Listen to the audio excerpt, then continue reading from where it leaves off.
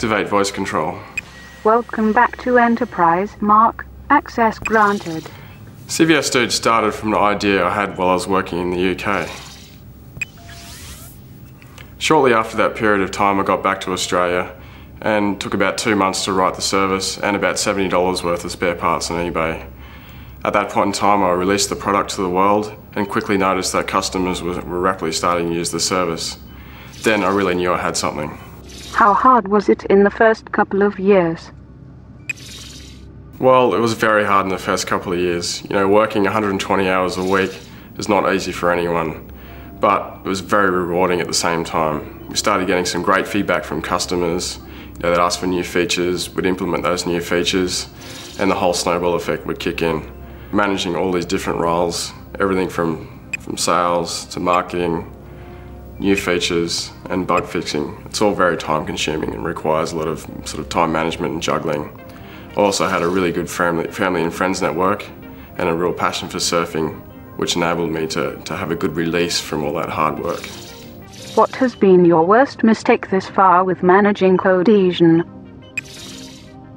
Well, I mean, it's a hard question really. I mean, there's so many mistakes, you know, one makes along the way in starting a new business. And coming from the world of software engineering and going into the world of business is no mean feat for anyone. But if I have to really look at it and find the biggest mistake that I've made, I'd probably have to say it would be pricing.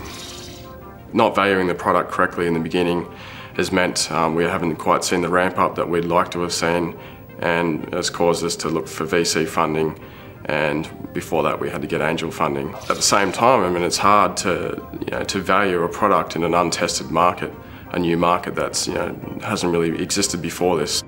Would your business have succeeded without the enterprise money? These are the photos of the night. 2007 was a big year for us. Would we have been successful without the $100,000? I still think we would have been successful, but it enabled us to achieve our goals much quicker than we would have otherwise. The money was put towards new staff hires and a new office, and really spelt the beginning of the sales and marketing activities of CVS Dude. What else, besides the money, has Enterprise added to your business? Well, I mean, winning the UQ Business School Enterprise competition was amazing. It's a big competition, it's very prestigious and known internationally. It really forced us to analyse the CVS Dude business model from a balcony perspective and write a concise business plan. So we were forced to go through those steps, and it really helped just going through that process. But it also added a lot of prestige and more importantly, validation of our business model. And it also helped us attract our first angel money because of all the things that are associated with UQ Business School. What have been some of the biggest milestones since winning Enterprise? Well, I mean, there's been a lot of things that have happened since winning Enterprise, but probably the biggest thing was one of our customers, Trilogy or GDev. They're the largest outsourcer in India. They've got 500 accounts with us.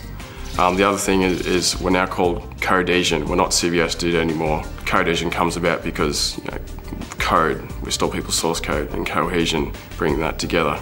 The other thing too is we moved to the US. We're now based in Redwood City near San Francisco. So we're very excited to be out there in the heart of all the action. What advice do you give to future Enterprise applicants?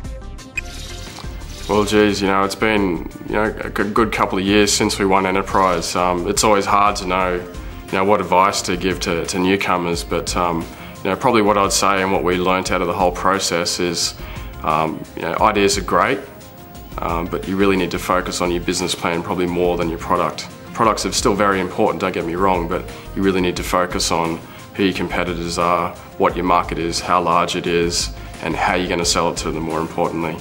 So those are probably the most important things that you want to make sure you have in your presentation and get across to the judges.